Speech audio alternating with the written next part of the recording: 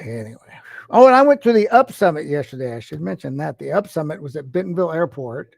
We built like 6,000 model rockets here in Bentonville schools. We had a virtual lab. We had some of you guys came up to virtual lab, helped us build rockets. So at the Up Summit, they launched them yesterday, trying to set a world record for the most model rockets launched at one event there. And they spent hours doing it. So we went and watched some of it. They launched them like 10 at a time. Like every 30 seconds, you see 10 of them go up and the parachutes open and they fall back down. And they had this big field roped off and there was just parachutes everywhere, rockets laying off. Somebody had to go pick all those up there, go pick up 6,000 rockets. But yeah, I went to the Up Summit yesterday, saw that. They had like an electric helicopter, which was so small, just one person sat in it and you only needed a drone license to fly it. You didn't even have to be a helicopter pilot. You could fly a drone. And there was another that was like an airplane, but it's a one-seater thing that had like 6 propellers on the front. It had 2 wings that were long bars, one in front of you and one behind you. And you ran it with joysticks, and they were someone out flying it there at the event, and they could stop and just hover in air and then fly around and lower, and it was wild. So all these electric aircraft. There was about 15 or 20 Tesla pickups out there. Some other Tesla cars. They raced a Tesla against a Lamborghini out on the airstrip. The Tesla truck and the Lamborghini side by side, and the Tesla beat it. And then they took like the Tesla sports car. They have a sports car. It's supposed to be really fast. Man, it's like the Lamborghini never even got off the starting line, and the Tesla was way down the airstrip. That thing is so fast. It's amazing. We saw zoom. I mean, it wasn't even a contest between that and the Lamborghini. So those Tesla cars have some amazing, amazing speed built into them. So Elon Musk knows what he's doing there in that area. But they had they had 2 semi trucks out there that was electric. One was a hybrid with hydrogen, and the other was all electric. So it was really cool. But we saw electric airplanes and helicopters, and all kinds of futuristic. One of those robot dogs. They had 2 of those robot dogs. So I got a video of some robot dog walking around. A bunch of kids sitting around watching it. It was great. They had all kinds of flight simulators. You could wait in line for these flight simulators. We didn't do that. We had the baby with us. Didn't want to wait in the heat. But you could several flight simulators. So the Up Summit was pretty cool.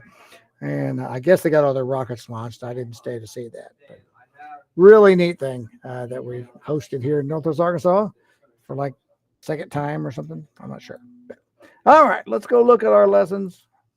But if anyone made it out to the Up Summit, I'm sure you had a good time. I enjoyed it. Let's take a look at the grade screen and see what we have this week. All right, Module 2, what was due yesterday? It was building functions from functions and the inverse functions assignment. So those were due last night. Let's see. This week, we have graphing transformations and the test. So we have one lesson to cover, and then we have the Module 2 test. So we're wrapping up Module 2. So that means if you're still missing anything from Module 1, that's due this week. Remember, if you look at our syllabus, late work is accepted until we finish the following module. So you can still turn in anything from Module 1 until we're done with Module 2. After we're done with Module 2, Module 1 closes. It's too late. Can't go back and do anything in Module 1. So if you want to prevent from having that permanent 0, if you're missing anything, and there's not many people there, but there are a few people that still not turned in Part 2 of the Module 1 test. So you'll want to get that done.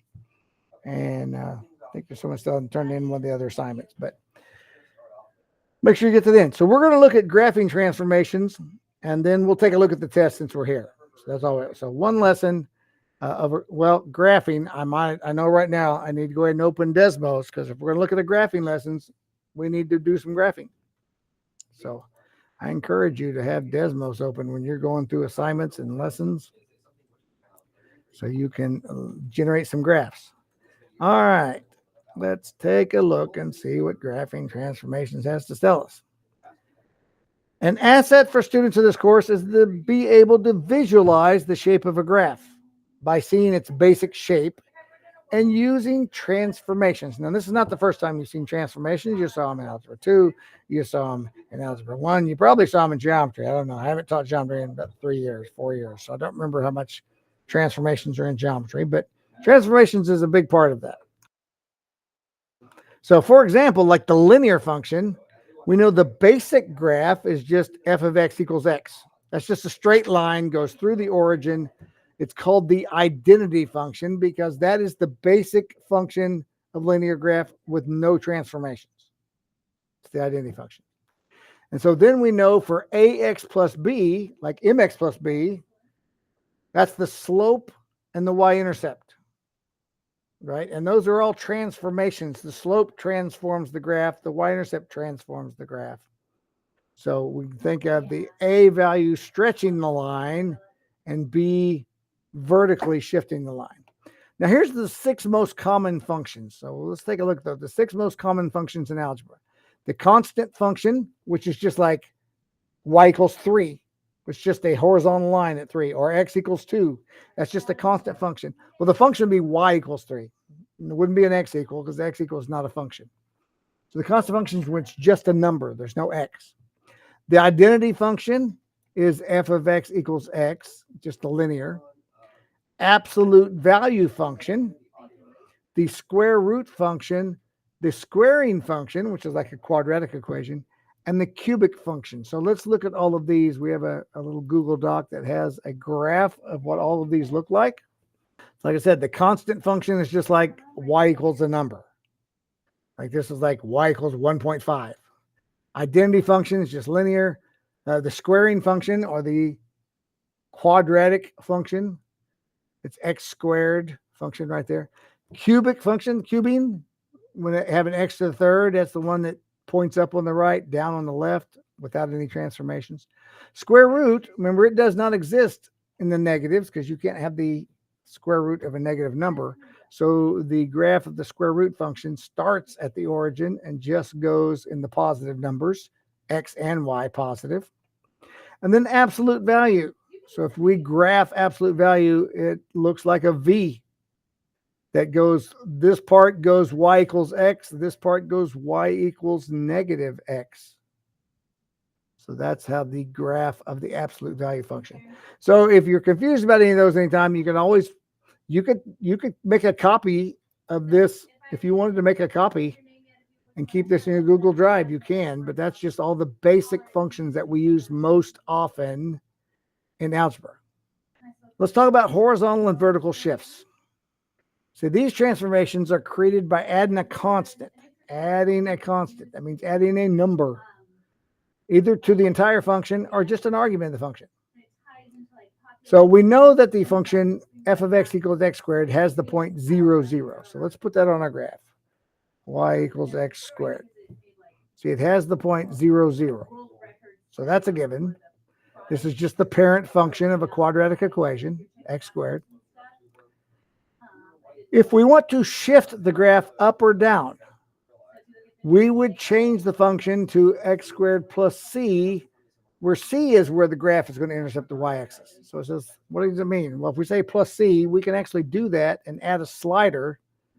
So if c equals 0, then we're still at 0, 0, right? But if c is 1, let's go up to 1. Now it crosses at 1. 0, 1, because that would be x squared plus 1, because we said c equals 1. Okay, so let's go all the way up to 10. Now the graph has the point 0, 10 as the vertex. So whatever this plus is where the y-intercept is going to be, because we're moving it up and down. What if c is a negative number? Let's say negative 8. That means it crosses at negative 8. There it is, 0, negative 8. So whatever we add to the x squared, and we can take out c and just actually put the number minus 4. It's going to go through the point 0, minus 4. Plus 2 goes through the point 0, 2. That is a vertical transfer. It's going up and down vertically by adding a number or subtracting a number on the end of the function. Okay, and you've seen that since Algebra 1. This is nothing new. In addition, the addition of a constant moves it up and down, but we can shift it left or right along the x-axis by changing the value of x by a constant. So whatever x is, let's add or subtract a number to x. So let's go back to this. Let's take off the plus 2. And now I'm going to put x in parentheses so I can change x. See, with no changes, it's still exactly the same. Put it down in the middle. But if I add a number to x plus 5, it has the opposite effect. Look, I went over to negative 5. When I add a number to the x, it goes the opposite direction. I added a positive number, but the graph moved into the negatives. If I subtract a number, subtract 5, it moves to the positive on the graph. So that's important. You might write that in your notes even. Give yourself an example. If we're adding or subtracting to the variable, it has an opposite effect. X plus 5 moves it negative. X minus 5 moves it positive. Great thing to have in your notes. And then we can do both at the same time. X minus 5 and plus 3. So now look, it moved it positive 5 and it moved it up 3 because this works exactly the same. If I put a plus, it moves up into the plus. If I put a minus, it moves down to the minus. Right. So it has the 0.53, which we would expect. This is vertex form. 5,3 is right there in the equation. Vertex form. So that's the thing with horizontal and vertical shifts. Addition of a constant moves up and down, but when you add to the variable, change the value of x by a constant, it moves it left and right. And it says we can see the text for the rules, which means if we go down into the lesson, see where it has the rules. So if you wanted to know right there, replacing x by x minus c shifts the graph horizontally c units. Replacing y by y minus c shifts the graph vertically c units. Vertically, because of y. So here's your rules. This, if you're taking notes, here's your rules. Let c be a positive real number. Okay, so c is a positive real number, like 2. Here's the transformations. If you take x minus c, all right, so the x changes in parentheses, that's going to translate right by whatever the number c is. If it's a plus c, x plus c, and this is what we did in parentheses, we did x minus, and c was 5. And when minus, it went right. When you do a plus, it goes left. And vertically, it just means you put the plus or minus c at the end of the function, down at the end, and it will go up or down. So there are the rules. You can copy that straight out of our lesson onto your notes and have that where you can use it for tests. You can use it for assignment. You use it anytime because we always talk about translations in algebra class. So it gives you some examples. How does this work? Absolute value of x minus 4. Well, that's going to translate it vertically down 4 spaces. Plus 2. That's going to translate it plus, going to go left 2. So there's some examples right there you can look at using these rules. And without graphing it, we know where it went. All right, let's go back up to our overview. Okay, so here is what effect does this have on each of these graphs? X squared minus 6. Well, from the graph of x squared, x squared minus 6, we know it should just go down 6, right? There it is, down 6. What about if we had x minus 6 squared? Minus means it should go to the right. So let's put the minus 6 in with the x. Notice I use parentheses. You have to put parentheses because all of that is being squared. Use parentheses a lot in Desmos and when entering equations in Buzz. Okay, x plus 3. Okay, so that's just the graph of y equals x. which is the vertical diagonal line. But if we put plus 3, it just goes up 3. And x plus 3 squared. X plus 3 squared. So let's go back to the squared. Make that a plus 3. And it moves it left. So all those are pretty simple. It gets a little trickier when we talk about reflections or non-rigid. Now, reflection would just be putting a negative out front of the x. See, it reflects down. It reflects over the vertex. It does not necessarily reflect over the x-axis unless the vertex is on the x-axis. What do you mean, Mr. Brock? Well, let's go back here. Let's do plus 3. Okay, so I did a vertical shift. If I reflect that down over the x-axis, then it would be right down here, whereas where the vertex would be pointed down. Let's put a negative in front of it. It did not reflect down over to the negative 3. It only reflected over the vertex. The vertex of our equation was at 0, 3. So now instead of going up from 0, 3, it goes down from 0, 3. It reflects down over the vertex. That's an important distinction. It's a mirror. It just reflects over the vertex by putting a negative in front of the x out here by itself in front of the entire function. Non-rigid. All right, let's read the mathy terms here. The graphs we've dealt with this section are called rigid transformations, which means it does not change the shape. Right? This is still the exact same shape as it was before we did this. And it's still the exact same shape before we did that. It just moved it upwards. Exactly the same shape. So it's rigid. We're taking the same shape and just moving it around. So only the position of the graph change. So a non-rigid would cause the shape to change. And that means we multiply the function by a value other than 1 or negative 1. So that means if we want to change the shape, if we multiply by 1, that doesn't change the shape. The blue one is just like multiplying by 1, right? It doesn't change the shape. But if we multiply it by 5, here we'll put a 5x squared out front. Look how different that is. Or if we do a negative 2, it's skinnier. It didn't just reflect, it's a little skinnier.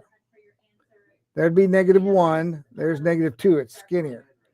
If we multiply it by a number smaller than 1, let's say we multiply it by 0.2, that makes it wider. It's what we call a vertical stretch. Because you see, vertically, it's like we took a hold of it and we stretched it out to be bigger. The vertical stretch. I'm sorry. I'm using the wrong word. Horizontal. Vertical stretch would be making it taller. Like when we did by 5, that's a vertical stretch. We grabbed it and pulled it upwards. This would be a horizontal stretch, or also a vertical shrink. We took the height and we pushed it down. So you got to remember, it depends on whether they're talking vertically or horizontally what you're doing. But it always helps to graph it. If it's asking you, is this the graph of a vertical shrink or a vertical stretch? Then I'm going to graph it. I'm going to say, well, let's see, what is it? It's 0.25. So vertically, up and down, we've pushed it down. It's a shrink. Vertically, if we're talking vertically. If it gets skinnier, that means we grabbed it and we pulled it up to where it's skinnier. It's stretched upward. So when it's talking about vertically, if it's talking about horizontally, the horizon, that's left and right, horizontally. This is horizontally stretched, or it could be horizontally, squeezed in if we have a number bigger than 1. So that's a shrink. We shrunk it horizontally. We pushed it together. So that's the key words we learn in there. So testing your skills. Here's the big thing when it asks you what the differences are. Use your graphing calculator, which means we can use Desmos. So anytime it's asking you a question about what kind of transformation this is, graph it. Take a look. So f of x, what are the differences between f equals the absolute value of x? And yes, you can graph that. Absolute value, you got to use the little menu keypad that Desmos has built in. But look, they have an absolute value right there. If I click on that, it puts the absolute value, and I can say x. So that is the absolute value of x using the little keypad that Desmos has built in. Okay, so there is the graph of the first one, and it asks that. Now it says, what about 3 times that? Well, let me copy this one and make another one and put a 3 in front of it. 3 in front of it. What did that do? Vertically, it stretched it. It goes up faster. We stretched it vertically. What about, it says 1/3 x. So let me copy it again, put it down here. And now I'll put a 1/3 in front of it. 1 divided by 3. Oh, see, the 1 divided by 3, that's vertically shrunk it. We've pushed it down. Vertically shrunk it. So graph it. When it asks you what the differences are, graph it. Take a look. Get a visual. Check your answers. Let's see. Is it talking about vertical? Oh, there's the comparison. So I actually put it on a graph. When you check your answer, it shows you a graph of it. Great. It's perfect. All right. And that's the end of this lesson. So let's look at the assignment that goes with it. Here's the lesson that goes with it. Describe how the graph of y equals x squared can be transformed to the graph of x squared minus 20.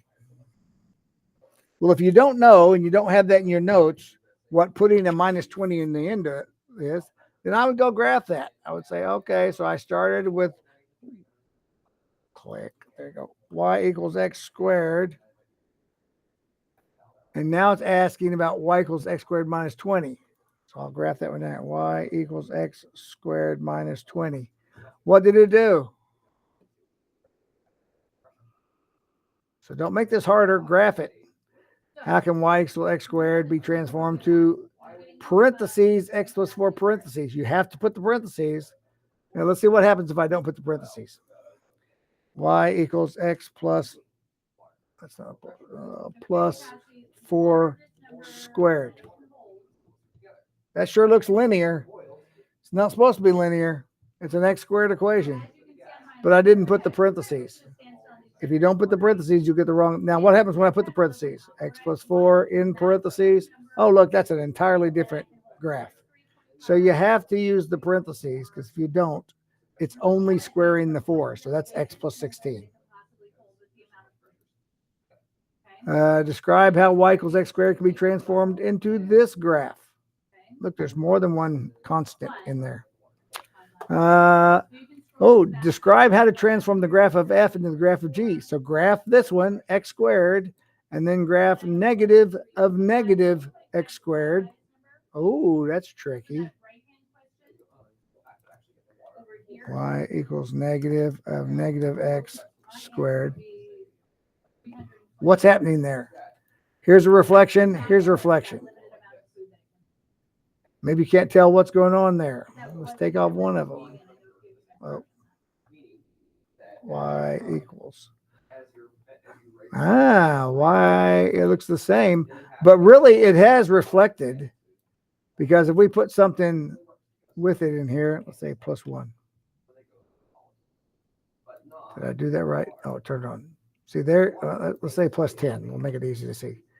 If I take the negative off, it's over here. If I add the negative, so where did it reflect? That reflected over the y-axis. When I put a negative in front of the x, it goes to the y-axis. What happens when I put a negative in front of the function out front? Oh, it goes over the x-axis, or over the vertex, really. So it reflected down. When I put it out here, it reflected it left and right over the y-axis, and it truly does go over the y-axis here, because it's 10 left of the y-axis. Now it's 10 right of the y-axis. So play with that if you're not sure. And describe the transformation of the graph of f. Okay, so it says if you have the square root of x and it becomes 8 times the square root of x, which again, graph those. And you're like, how do I graph the square root of x? Use the little keyboard down here. Look, there's a square root button right there. Square root of x. And it asks you if it becomes 8 times the square root of x, how did that change it? Was that a horizontal stretch or a vertical stretch? Which way did it stretch it? Did it stretch it horizontally? Did it stretch it vertically? So that's the 5 questions for this assignment. I'll leave that. Let's go back now, since that's not the only thing we have this week. We also have the test, which means we have a practice test first. And look, here's a video where I took the practice test. Let's look at the practice test. You can take the practice test as many times you want. It's the practice grade. Is this a function? Oh, look, they give you a graph, no equation, which means you can use the vertical line test. What's the domain? What's allowed as the x? Remember, this is an x squared, and it's in the denominator of a fraction. What's the one number that you cannot have in the denominator of a fraction? 0, because it'd be 4 divided by 0. We cannot divide by 0. So that means what numbers are we allowed for x? It's basically any number where it doesn't make it a 0. So figure that out. Find the range. So it means, is there a restriction? You can graph that. Graphing, it's a great way to find the range because you can look visually and see what all y's exist for this function. What's the domain of this function? Graph it if you need to. Oh, and let's talk about that real quick because some of you struggle with this. The square root of 7 plus x. You're going to go to graph that, and you say, okay, I'm going to use the square root button down here. And it says 7 plus x. And you're like, okay. Sometimes, if you're not paying attention, you may end up with this. The square root of 7 plus x. Look at that. It's only got the 7 under the square root. But if I put in parentheses and I say I want all of that, oh, well, it didn't like that. I put it in the parentheses plus x. Everything is under the square root, and it will properly graph.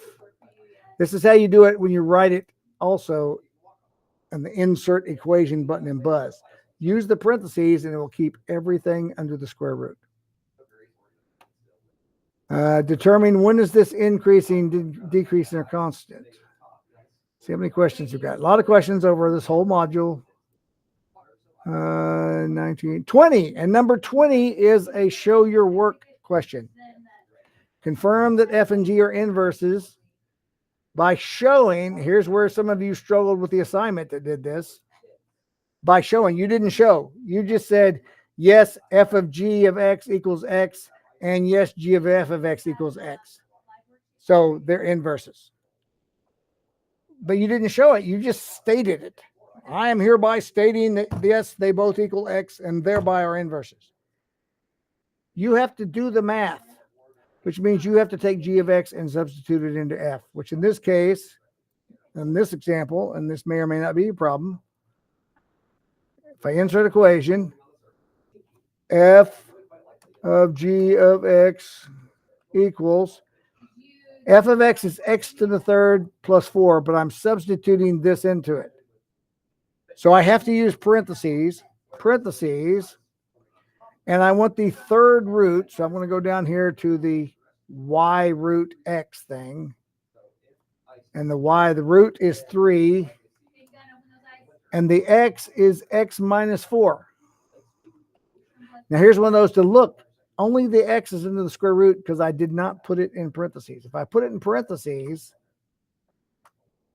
now the entire x minus 4 is underneath the third root. So that's what g of x is. You see, the third root of x minus 4, third root of x minus 4. But it's to the third power. And it's plus 4. So when I hit that, this is what it looks like when I substitute g of x in for x, because the x is just right there. So I substitute it in. It looks like the third root of x minus 4 all taken to the third power plus 4. That's the start. Then you have to simplify. What's the next step? What's the next step? And after you're done with that, then you've got to go the other way and substitute all of this in for this x, for the third root of x minus 4, and simplify all the way down. And if they both equal x, then that confirms their inverses. If one of them equals x and the other one doesn't, they are not inverses. So you're trying to confirm that these are inverses. Are they? Do the math. Do the math. Take the next step. Next step is get rid of the parentheses. So you're going to take the third root of x minus 4 and take it to the third power. Spoiler alert, when you have a third root to the third power, those cancel each other out. Just leaves you with x minus 4. Just saying. All right. And that's the practice test. So when you get done with all of that, you turn it in, and then you can look at the test. So let's look at the test. And again, if you have trouble with anything on the practice test, go here. And here's a video where I took the entire practice test. Do you have to watch the whole video? Well, no. If you got the first 10 problems right, then I'm going to skip forward and say, okay, well, which problem's Mr. Brock on here? Oh, there's problem 10. There's 11. So maybe I'll start watching right here and see.